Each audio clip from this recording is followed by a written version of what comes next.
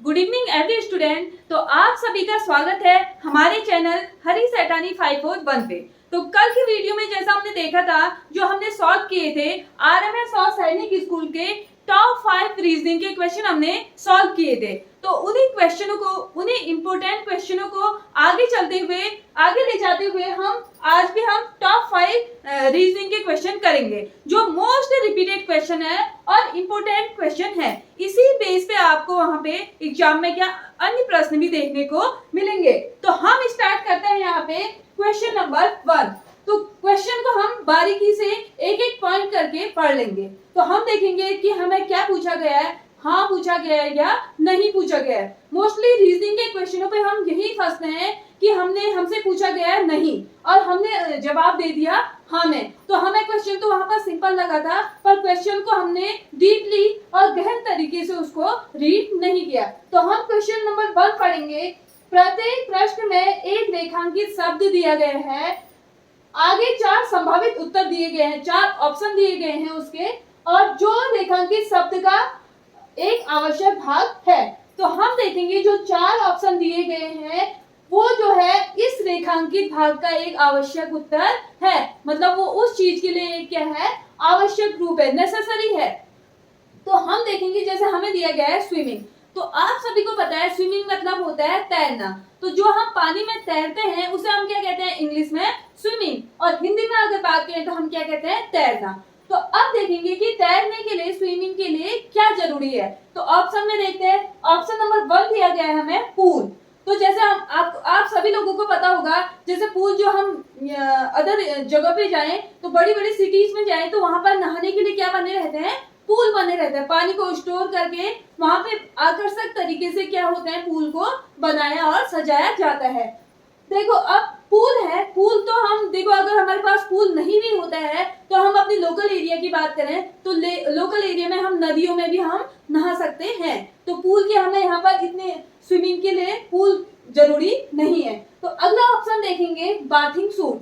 अगर हम स्विमिंग करते हैं, जैसे हम लोकल में अगर हम स्विमिंग करते हैं तो हम वहां पे बाथिंग सूट पहनकर नहीं जाते हैं, तो हम अपने डेली यूज के जो कपड़े होते हैं उसे पहनकर भी हम बाथिंग स्विमिंग कर सकते हैं। तो ये ऑप्शन भी हमारे यहाँ पर नेसेसरी नहीं लग रहा है मुझे। अगला है हमारा ऑप्शन नंबर सी, वाटर। देखिए अगर वाटर है तभी जाके हम स्विमिंग कर सकते हैं। जैसे मैं आपसे कहती हूँ कि रेते में स्विमिंग करो या मिट्टी में स्विमिंग करो तो आप नहीं कर सकते। तो देखो स्विमिंग के लिए जो बेस्ट नेसेसरी पार्ट है वो क्या है, आपका वाटर। बिना वाटर के आप स्विमिंग नहीं कर सकते। और अगला ऑप्शन हम यहाँ पर देख लेते हैं लाइफ जैकेट। तो लाइफ जैकेट हमारे लिए आवश्यक है, पर लोकल हम देखेंगे तो जरूरी नहीं है कि हम जैसे घर गांव में तैरने जाते हैं तो हम लाइफ जैकेट ही पहन के वहां पे निकलते हैं। तो बड़ी बड़ी सिटीज में वहां पे हमें लाइफ जैकेट प्रोवाइड की जाती है। तो जो most important, most necessary part है स्विमिंग का वो है वाटर। बिना वाटर के स्विमिंग नहीं की जाती। तो फर्स्ट क्या है, ऑप्शन नंबर सी। अगला क्वेश्चन देखेंगे हम, इसमें दिया गया है यदि पेंट को 63257 लिखा जाए और शर्ट को 15297 लिखा जाए तो हेयर के लिए क्या लिखा जाएगा। तो इस प्रकार के क्वेश्चनों को हम करने के लिए क्या करेंगे, सबसे देखेंगे PAINT। पेंट के लिए लिखा गया है 63257। तो ये वाला कोड हमें दिया गया है। अगला हम देखेंगे शर्ट। तो शर्ट की स्पेलिंग SHIRT। तो शर्ट के लिए जो हमें कोड दिया गया है वो है 15297। तो हर एक अल्फाबेट के लिए हमें एक क्या दिया गया है, एक नंबर दिया गया है। तो हम देखेंगे हमने क्या लिखना है, हेयर के लिए कोड निकालना है। अब देखेंगे हम इन दोनों में से पैंट और शर्ट में से देखेंगे एच किस में है। तो एच किस में आ रहा है, शर्ट में। तो एच के लिए नंबर दिया गया है यहाँ पर 5। अगला देखेंगे हम ए। तो ए किसमें है, पैंट में ए है, तो ए के लिए नंबर दिया गया है यहाँ पर 3। तो ए के लिए लिख देंगे हम 3। अगला है आई। देखो पैंट में भी आई दिया गया है जिसके लिए दिया गया है 2, और यहाँ भी शर्ट में भी आई दिया गया है, उसके लिए भी कितना कोड दिया गया है 2। तो आई के लिए लिखेंगे हम 2। अगला है आर। तो आर के लिए देखो आर पैंट में नहीं है, शर्ट में आर अल्फाबेट दिया गया है जिसके लिए कोड दिया गया है 9। तो हेयर के लिए क्या कोड हो गया 5329। तो 5329 हेयर के लिए लिखा जाएगा। आगे चलते हैं। तो आगे हम देखेंगे यहाँ पर क्वेश्चन नंबर 3 हमें दिया गया है, यदि कैट बराबर हो गया 12 तो हमें मैन के लिए बताना है कि मैन बराबर कौन सा नंबर यहाँ पे आएगा। तो अब हम देखते हैं कैट में 3 अल्फाबेट आ रहे हैं CAT। तो CAT में सबसे पहले हम इसको करने के लिए क्या करेंगे, ABCD हम लिख देंगे A to Z। A के लिए नंबरिंग आएगी 1 2 3 4 ऐसे करके ABCD के लिए नंबरिंग आएगी।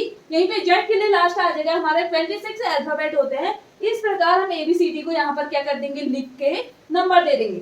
अब हम देखेंगे हमारा है CAT। तो CAT अब देखेंगे हम C के लिए जो नंबरिंग है वो यहाँ पर देखेंगे। तो C के लिए नंबरिंग है यहाँ पर 3। वहीं पे हम 1 को देखें तो 1 के लिए नंबरिंग होती है, A के लिए नंबरिंग होती है यहाँ पर 1।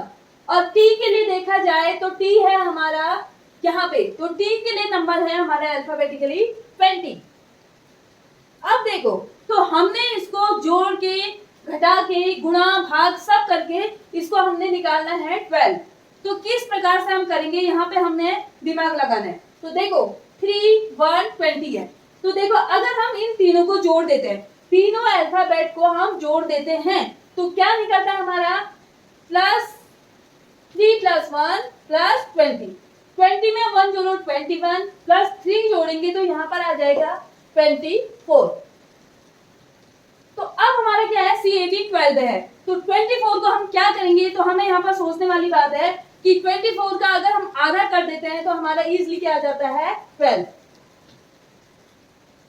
तो हमने क्या किया, जो भी अल्फाबेट दिए गए हैं जो जिस वर्ड में, उसको क्या करना है जोड़ के उसका आधा करना है। तो अब हम देखेंगे मैन।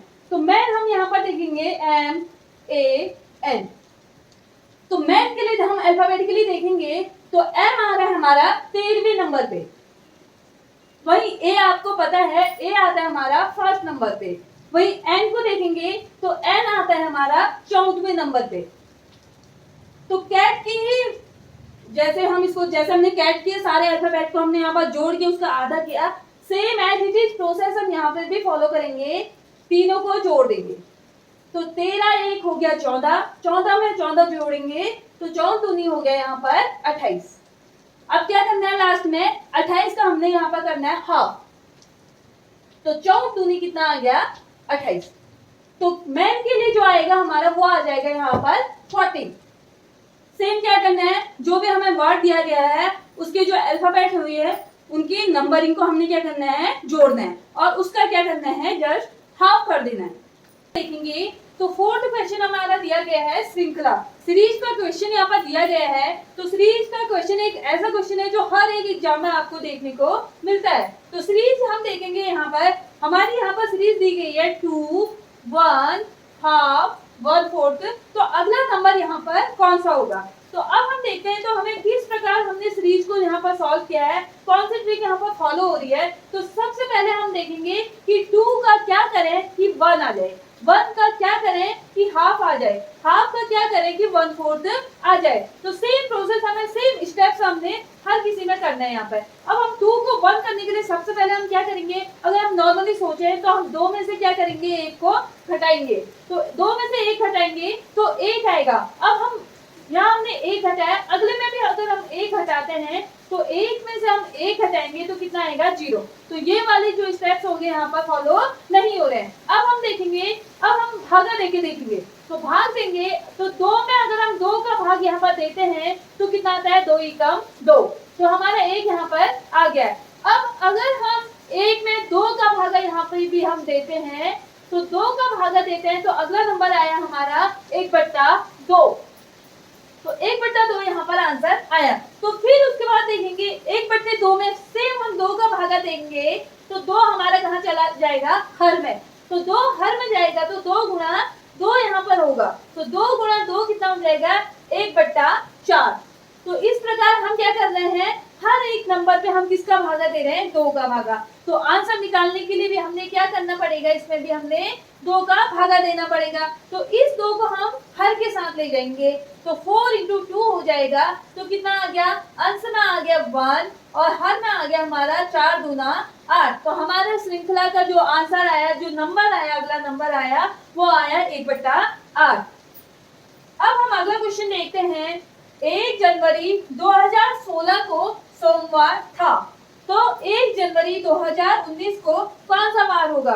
अब देखो यहाँ पर सेम डेट दी है, सेम मंथ दिया है, ईयर क्या हो रखे हैं, चेंज हो रखे हैं। तो देखो 1 जनवरी को है हमारा 2016।